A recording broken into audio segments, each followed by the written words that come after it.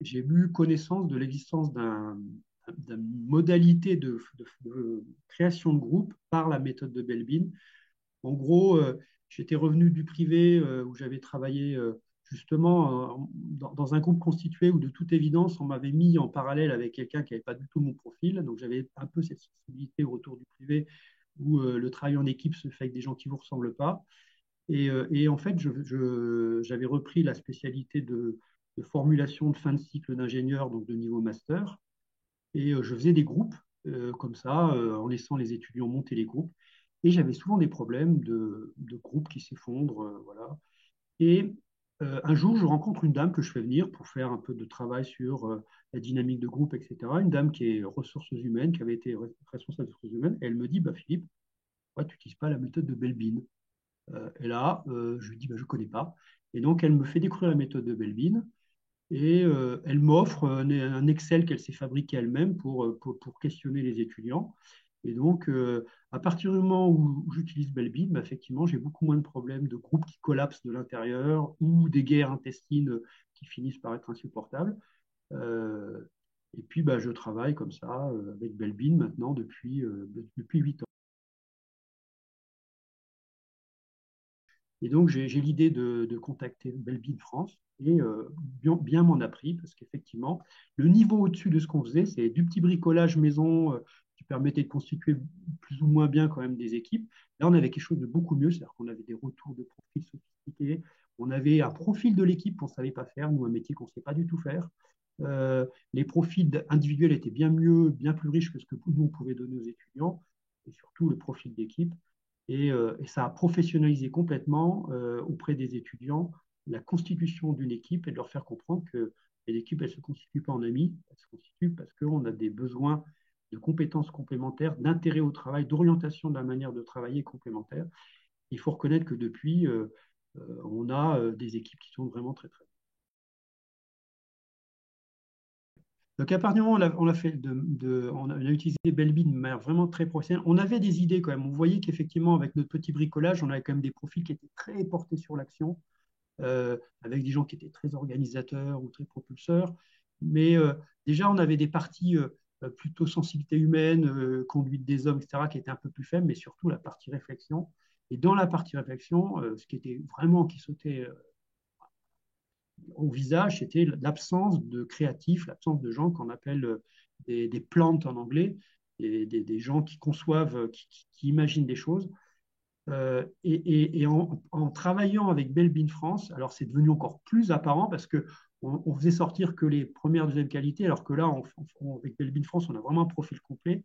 Et on s'aperçoit que l'aspect vraiment concepteur plante, en anglais plant, c'est vraiment la dernière roue du carrosse. C'est vraiment dans les qualités, enfin dans l'orientation, la préférence au travail des étudiants ingénieurs. C'est vraiment le truc qui n'est pas prioritaire pour eux. C'est vraiment le dernier des concepts. Et du coup, effectivement, ça me favorise dans ma formation parce que j'essaie de faire découvrir aux étudiants un management très particulier, qui n'en est pas un d'ailleurs, qu'on appelle la conduite du changement et aussi le management de l'innovation, mais qui est complètement inapproprié comme terme, parce que l'innovation ne se manage pas justement. Si on la manage, on arrête toute créativité. Je préfère d'ailleurs le mot accompagnement, du changement accompagnement de l'innovation. Ben, je les emmène en séminaire 3 jours. Et donc, ils ont fait Belbin avant, ils sont un peu au courant qu'ils ne sont pas créatifs. Et là, effectivement, je vois sur le terrain les mécanismes de résistance, ils sont dans des ghettos mentaux vraiment de manière très, très structurée. Ils ont énormément de mal à sortir finalement, du terrain très entendu. Euh, Ils ont aussi beaucoup de mal souvent à être très portés sur. Ils sont très produits, mais très peu consommateurs. Ils sont très sur produits et pas beaucoup sur services. Ils ont du mal à faire de l'empathie, à comprendre quel est le besoin d'un consommateur. Ils ne voient que ça. Mais au moins, ce que je fais en séminaire d'innovation pendant 3 jours et ce qu'on a fait avec Belbin juste avant, c'est complètement cohérent. Et je leur dis, bah, faites attention, c'est votre énorme point faible. Il va sans doute falloir embaucher un créatif dans votre équipe. Attention, un créatif, ça ne se manipule pas comme les autres, ce n'est pas un management classique. Et donc, j'utilise beaucoup Belbin en disant, vous n'êtes pas du tout préparé à ça. Ce n'est pas votre job a priori, mais attention, vous n'êtes pas non plus préparé à accompagner un créatif qu'on va mettre dans l'équipe, quelqu'un qui ne pilote pas aussi facilement que d'autres profils. Donc vraiment, j'utilise beaucoup Belbin pour essayer d'initier ces ingénieurs à la créativité, parce que c'est une démarche qui est tellement particulière dans l'entreprise, qui est souvent, elle préfère beaucoup avoir des managers que des leaderships, hein. Le leadership, il est embêtant, hein, il pose des problèmes. Mais sans leadership, on voit pas la nouveauté arriver, quoi. C'est le problème. Donc, pour moi, c'est hyper intéressant de combiner Belbin, qui vient juste avant mon séminaire d'innovation. On ne transmet pas à notre partenaire industriel qui nous accompagne sur le projet de formulation. On ne lui transmet pas. Ce qui importe, c'est que le partenaire, même si c'est un format pédagogique, il a quand même une attendue de résultat. Et effectivement, une équipe qui fonctionne bien, c'est une équipe qui va produire un résultat, qui va être en capacité, à la fin du projet, qui est un projet qui dure 5 à 6 mois, de fournir des outils d'aide à la décision. Et par le passé, quand on ne faisait pas Belbin, très clairement, on a eu plusieurs fois des équipes qui ont échoué. C'est-à-dire que, et l'échec, c'est pas un échec technique, c'est un échec de gestion humaine. On a eu plusieurs fois ce problème-là. Depuis que je fais Belbin, j'ai pas d'échec majeur. J'ai pas, on peut avoir des difficultés techniques, mais il n'y a pas d'échec majeur qui est lié à des soucis de gestion de groupe ou des groupes qui sont trop monolithiques et finalement qui loupent plein de choses. Alors que par le passé, j'avais des projets qui étaient plutôt pas toujours bien faits. Mais on ne donne pas les profils aux partenaires.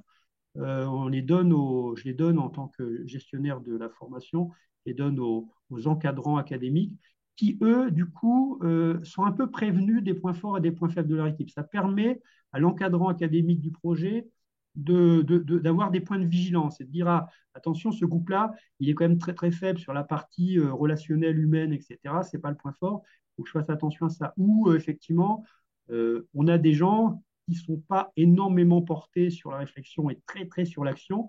Donc, ils vont mettre en œuvre très vite, ils vont aller faire des manips tout de suite pour faire des essais industriels et ils ne vont pas se poser de questions, on ne va pas prendre de recul. Donc, ça, c'est pour l'accompagnateur académique qui est vraiment, lui, sur le terrain, bien plus que n'est notre partenaire industriel. C'est vraiment un outil important parce que ça lui permet d'ajuster son encadrement au profil du groupe.